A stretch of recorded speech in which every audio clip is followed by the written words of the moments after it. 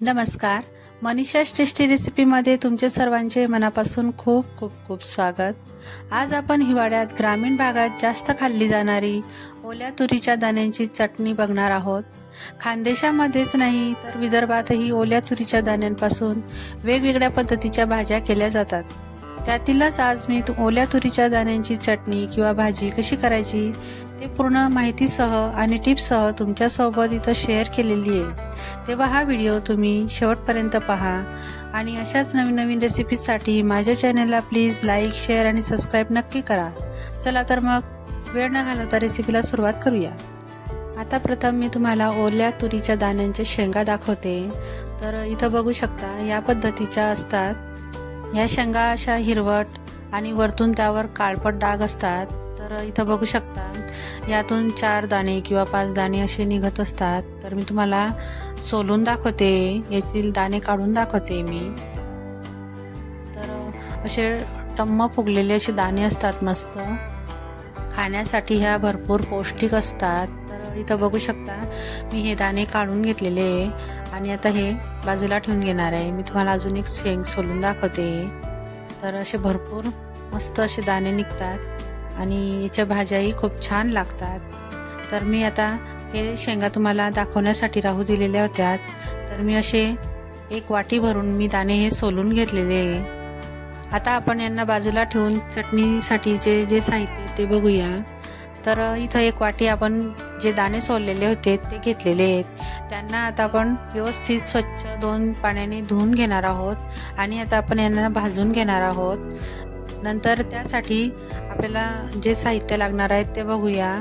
तर इथं 4 ते 5 हिरव्या मिरच्या घेतलेल्या आहेत, 8 ते 10 लसणाच्या पाकळ्या घेतलेल्या आहे, 1 इंच आल्याचा तुकडा घेतलेला आहे, 1 चमचा जिरं घेतलेलं आहे आणि भरपूर अशी कोथिंबीर घेतलेली आहे। आता आपल्याला यांना वाटण करून घ्यायचं आहे, म्हणजे ठेचा करून घ्यायचा आहे। पाणी वगैरे टाकायचं नाही ठेच्यामध्ये।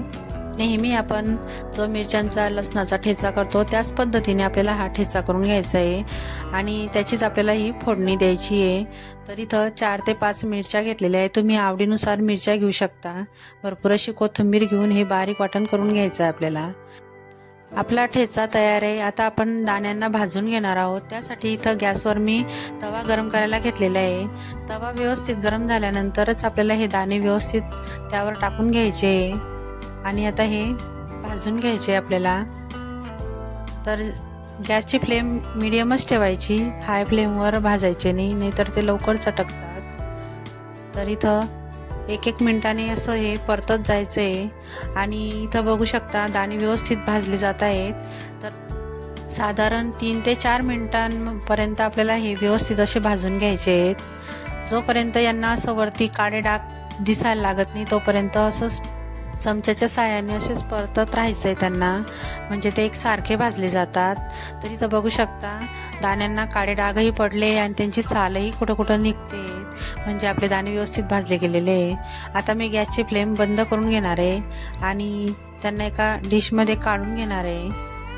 आपल्याला हे गरमच असताना ठेचून घ्यायचे खलबत्त्यामध्ये, म्हणजे ते व्यवस्थित ठेचले जातात। पण जास्तच गरम असल्यामुळे त्यांची थोडी वाफ काढून घ्यायची 1 मिनिटापर्यंत, नंतर त्यांना खलबत्त्यामध्ये आपण ठेचून घेणार आहोत। तर इथं मी खलबत्ता घेतलेला आहे आणि दाणे बघा मस्त व्यवस्थित थंड झालेले आहेत। जास्तही आपल्याला थंड करायचे नाही आहे, तर हाताला चटके लागणार नाही असेच थंड झालेले आहेत ते। तर मी सगळे दाणे खलबत्त्यामध्ये टाकून घेतलेले यांना आता व्यवस्थित ठेचून घेणार आहे। तुम्ही मिक्सरमध्येही ठेचून घेतले तरी चालेल, पण आपल्याला जास्त पेस्ट वगैरे करायची नाही त्याची, तर थोडीशी जाडसरच आपल्याला ठेवायचे। हे बघू शकता मी तुम्हाला दाखवते, या पद्धतीने आपल्याला ते दाण्यांना राहू द्यायचे। तर इथं आपले दाणे तयार आहेत आणि इथं जो मिरच्यांचा लसणाचा ठेचा होता तोही तयार आहे। हे बघा मी मिक्सरमधनं काढून घेतलेला होता। तर आता आपण याची चटणी तयार करून घेणार आहोत। तर त्यासाठी मी इथं कढई गरम करायला घेतलेली आणि त्याच्यामध्ये साधारण 5 ते 6 चमचे तेल मी टाकून घेतलेले आहे। तेल व्यवस्थित गरम झाल्यानंतर जो आपण ठेचा तयार करून घेतलेला होता मिरच्यांचा तो टाकून घ्यायचा आहे। तर इथं मी पूर्ण ठेचा टाकून घेतलेला आहे। मिरच्यांची क्वांटिटी तुम्ही कमी जास्त करू शकता। तुम्हाला जर जास्त तिखट हवं असेल तर तुम्ही अजून वाढवून घेऊ शकता। आता हे व्यवस्थित तेलामध्ये मिक्स करून घ्यायचं आहे। नंतर त्यामध्ये थोडंसं पाणी टाकून घेणार आहोत। तर मिक्सरच्या भांड्यामध्ये थोडं पाणी टाकून घेतलेलं होतं मी आणि तेच पाणी या चटणीमध्ये टाकून घ्यायचं आहे। आता परत ते 1 मिनिटापर्यंत परतून घ्यायचं आहे। नंतर त्यामध्ये आता आपण हळद मिक्स करून घेणार आहोत। तर इथं 1.5 चमचा मी हळद टाकून घेतलेली आहे आणि ती व्यवस्थित मिक्स करून घ्यायची आहे। तर बघू शकता किती छान कलर येत चाललेला आहे आपल्या चटणीला। परत आता राहिलेलं थोडंसं पाणी आहे ते मी अजून परत यात ॲड करून घेतलेलं आहे। म्हणजे थोडं थोडं पाणी करत टाकतच जायचं आहे आणि व्यवस्थित ते शिजू द्यायचं आहे। म्हणजे जो आपला मिरचीचा ठेचा होता तो व्यवस्थित पाण्यामध्ये शिजतो आणि भाजीला छान चव येते। तर आता बघा एकदम मस्त शिजलेला आहे आपला जो मिरचीचा ठेचा होता तो। आता त्यामध्ये अजून थोडंसं पाणी टाकून परत अजून एक वेळा मी हे थोडंसं 1 ते 2 मिनिटं शिजू देणार आहे। आता बघा व्यवस्थित ते शिजल्यानंतर त्यामध्ये दाण्यांचं जे आपण कूट तयार करून घेतलेला होता तो टाकून घ्यायचा आहे आणि जो मिरच्यांचा ठेचा आपण टाकून घेतलेला होता त्यामध्ये व्यवस्थित मिक्स करून घ्यायचं आहे। तर इथं व्यवस्थित एकजीव करून घ्यायचं आहे त्याला, म्हणजे तो सगळीकडे दाण्यांमध्ये मिक्स होतो। आता त्याच्यामध्ये थोडंसं पाणी टाकायचं आहे परत, अगदी ते दाणे बुडतील एवढंच पाणी टाकायचं आहे आपल्याला आणि परत एक वाफ येईल एवढं शिजू द्यायचं आहे त्याला। आता आपण त्यामध्ये थोडंसं अजून पाणी टाकून घेणार आहोत।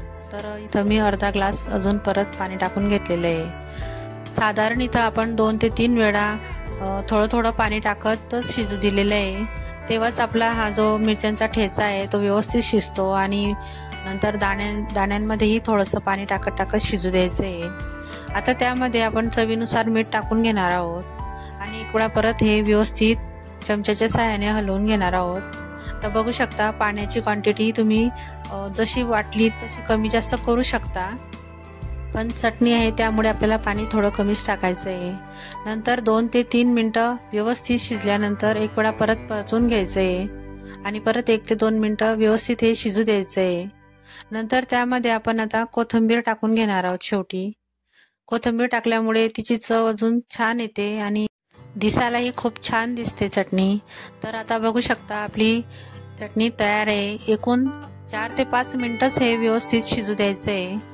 आता मी गॅसची फ्लेम बंद करून घेतलेली आहे आणि मी आता त्याला सर्व करून घेणार आहे। तर एका बाउलमध्ये मी ही चटणी सर्व करून घेतलेली आहे।